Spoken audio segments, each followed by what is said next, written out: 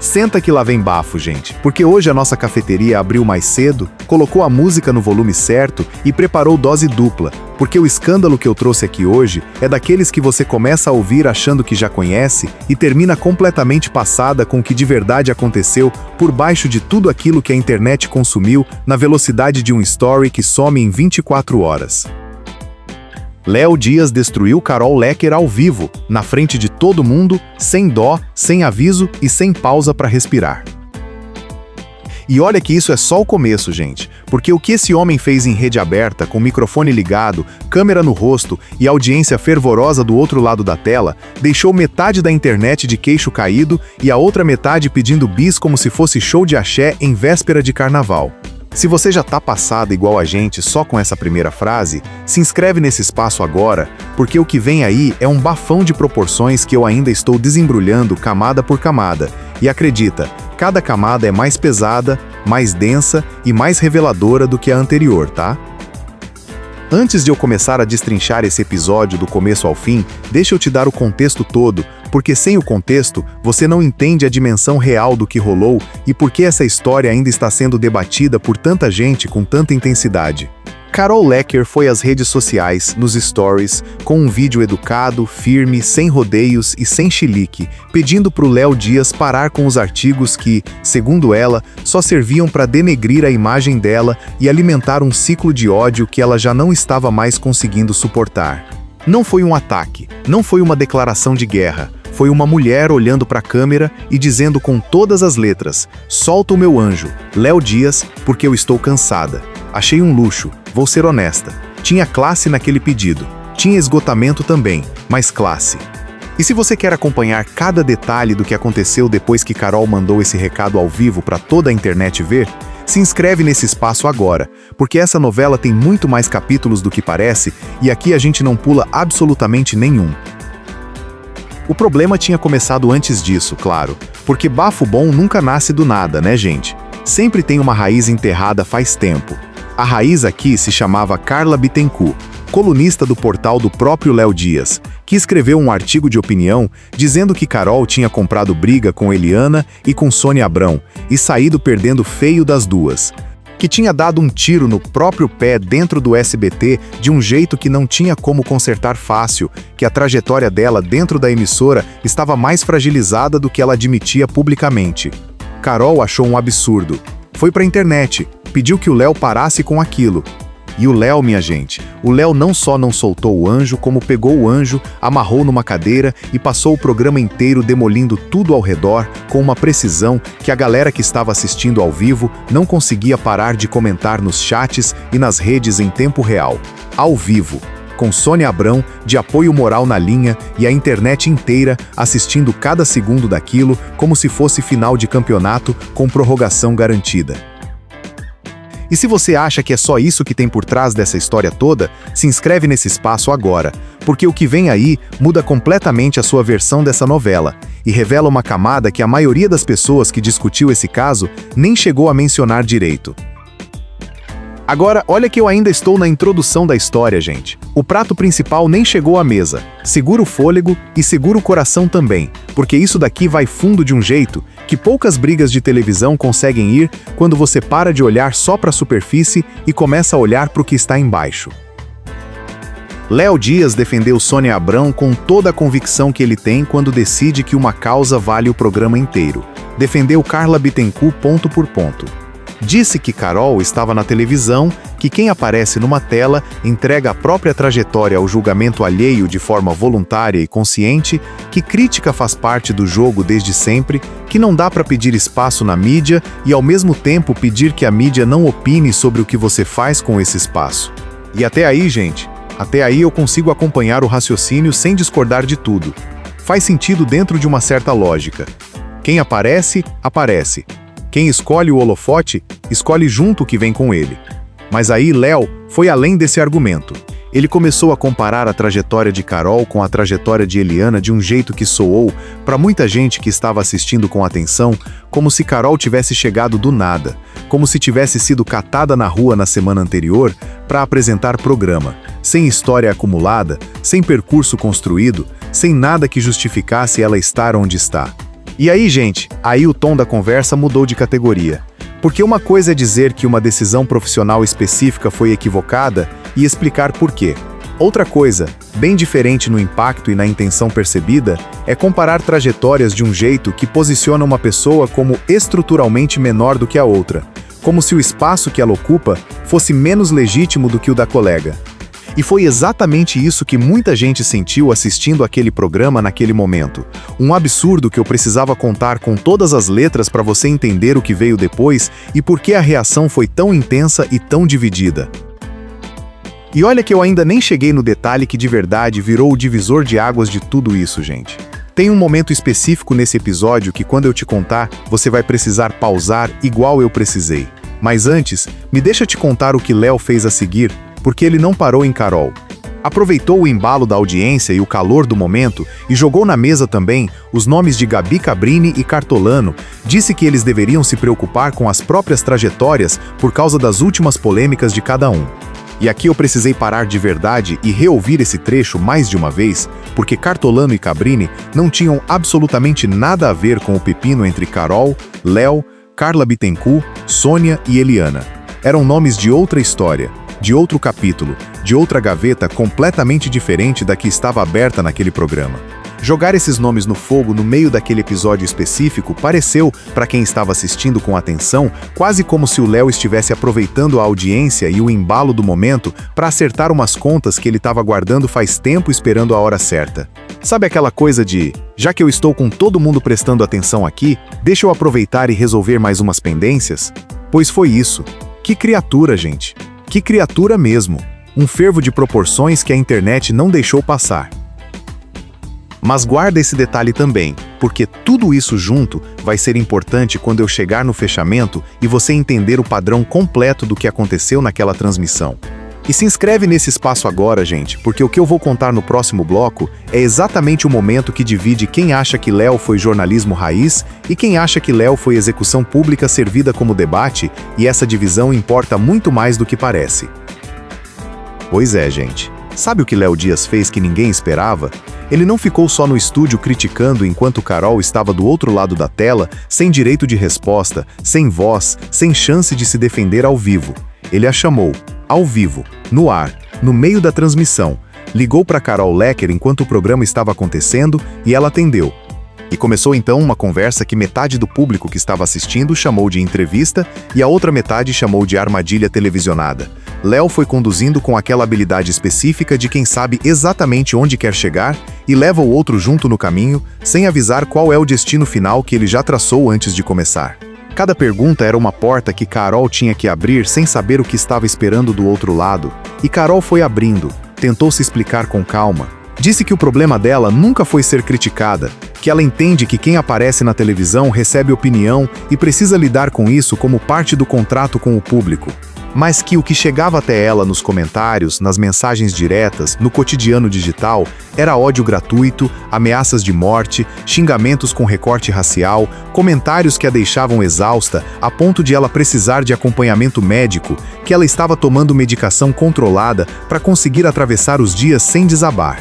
Que ela também era um ser humano antes de ser uma apresentadora. E nesse momento, gente, nesse momento específico, a coisa ficou pesada de um jeito que transcendeu qualquer briga de bastidor de televisão e mostrou uma camada que a maioria das pessoas que só leu as manchetes nem chegou a processar direito.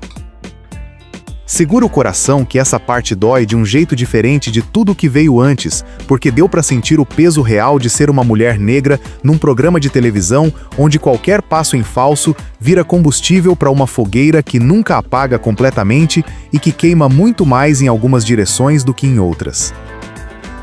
Carol usou o termo denigrir durante a conversa, que é uma palavra com uma história feia e ultrapassada, mas o contexto do que ela estava tentando dizer ficava visível para qualquer um que estava assistindo com atenção ao que ela estava descrevendo. Ela estava exausta de verdade, esgotada num nível que transbordava na voz, mesmo quando ela tentava manter o tom firme. E isso bateu diferente no meio de todo aquele fogo cruzado, porque de repente, o episódio que tinha começado como mais uma briga de bastidor de televisão, mostrou uma camada muito mais humana, muito mais pesada e muito mais complexa do que qualquer um dos lados havia deixado aparecer até aquele ponto.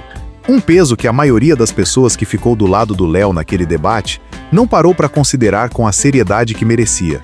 E eu digo isso sem tirar a responsabilidade da Carol pelos episódios profissionais onde ela de fato errou e onde a crítica jornalística legítima tem todo o direito de existir, tá, gente? As coisas podem ser as duas ao mesmo tempo. Alguém pode ter agido mal profissionalmente e ainda assim estar vivendo algo que ninguém deveria ter que suportar no cotidiano. Essas duas coisas cabem na mesma história sem que uma cancele a outra. Mas guarda esse detalhe agora e guarda com carinho, porque ele vai importar muito quando eu chegar no fechamento. Sônia Abrão, que estava no centro do episódio original porque Carol tinha insinuado que ela tinha errado ao defender Eliana publicamente, de um jeito que soou como interferência num conflito que não era dela, apareceu no final do programa do Léo, mandando um beijinho pro ar com aquela expressão de quem acabou de ganhar um game que ela nem precisou jogar na linha de frente. Chique ou cafona, gente? Pergunta retórica, mas a resposta está no seu coração e você sabe muito bem qual é ela. Eu só sei que o tempo todo aquela cena da Sônia mandando beijo pareceu a última página de um capítulo que alguém escreveu com muito prazer e revisou com ainda mais.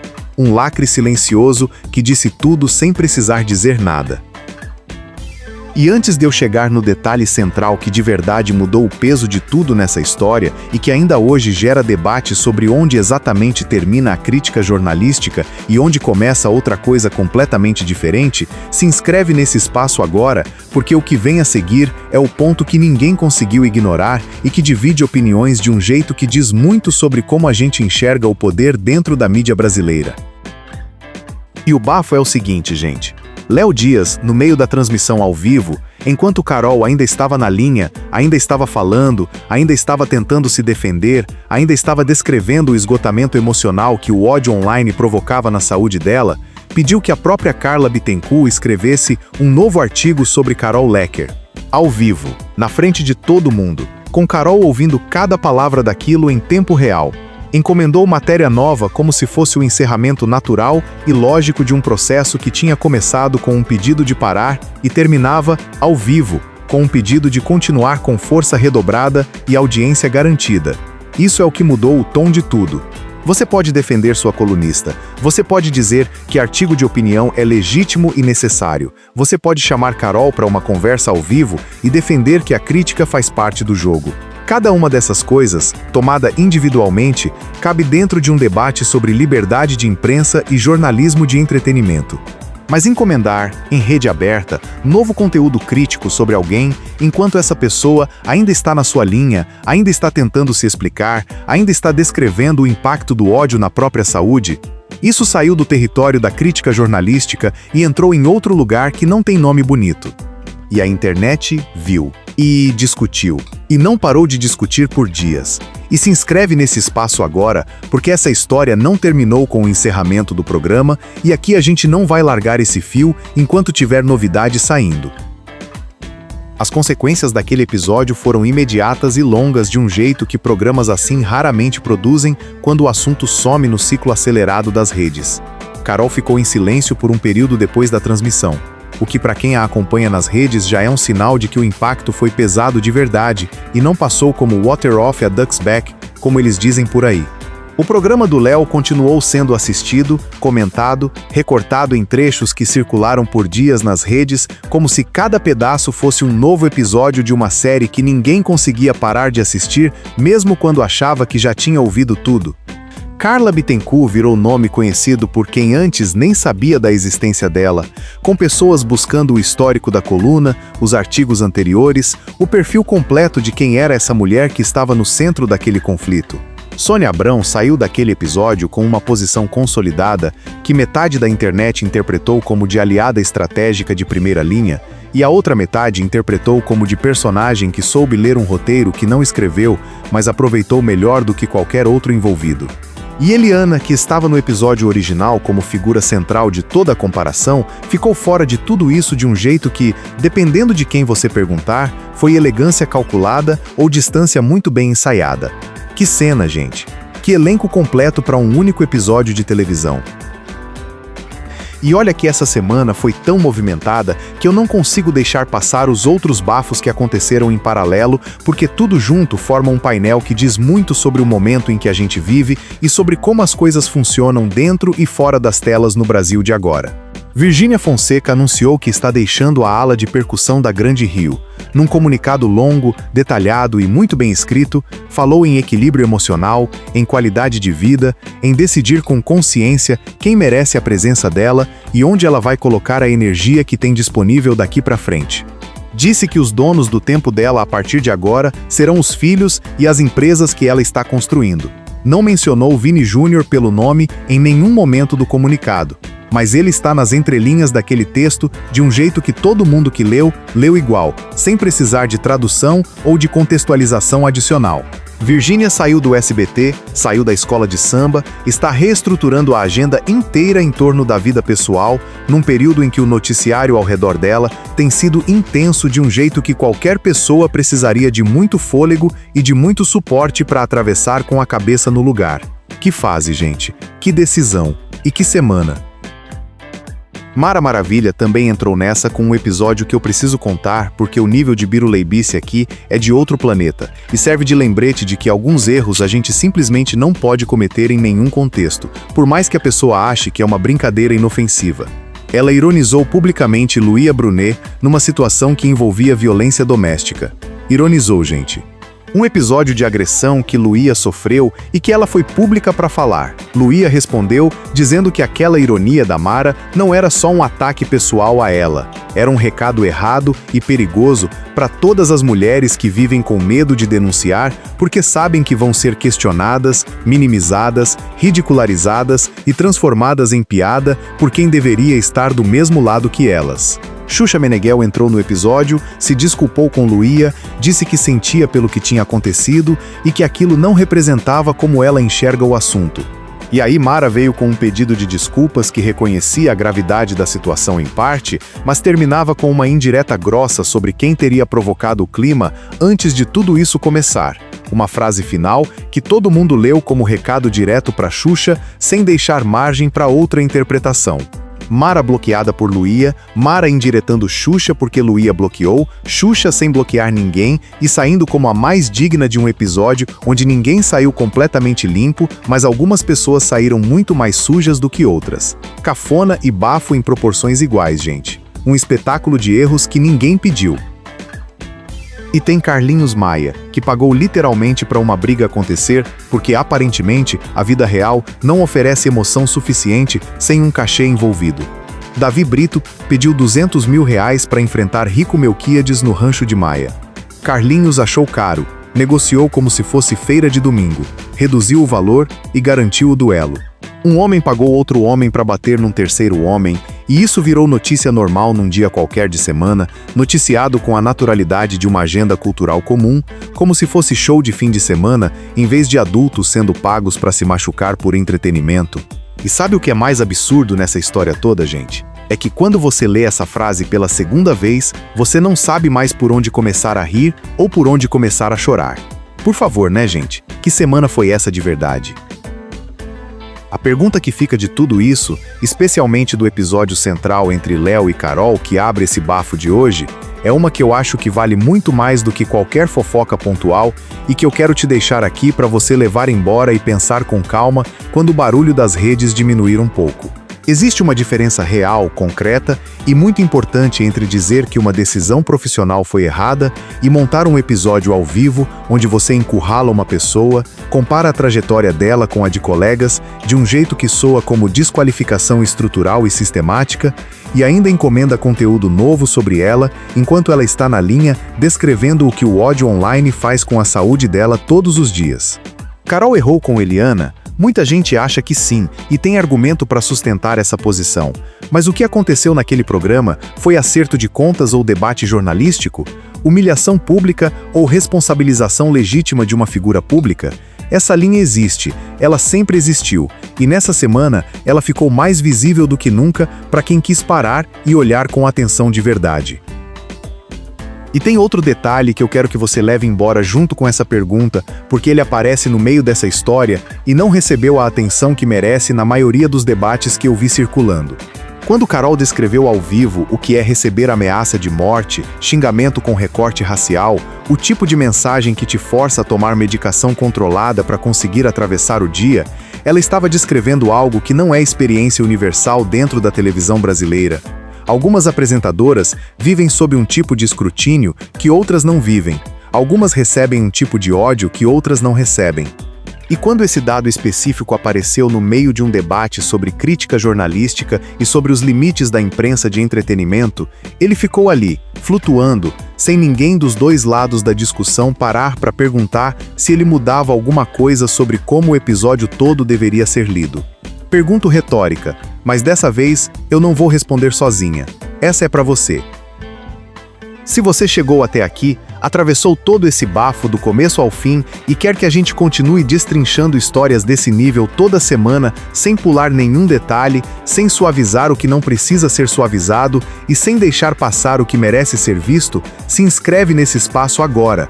Deixa o like porque isso ajuda demais a manter essa cafeteria aberta e funcionando. E manda pra gente nas redes o próximo escândalo que você quer ver aqui, porque a gente vive pra isso e não tem a menor intenção de parar. A gente se vê no próximo bafo. Guarda os nomes, Carol, Léo e tudo que ainda vem por aí. Fofoca boa não precisa de endereço fixo, mas aqui ela sempre tem mesa reservada.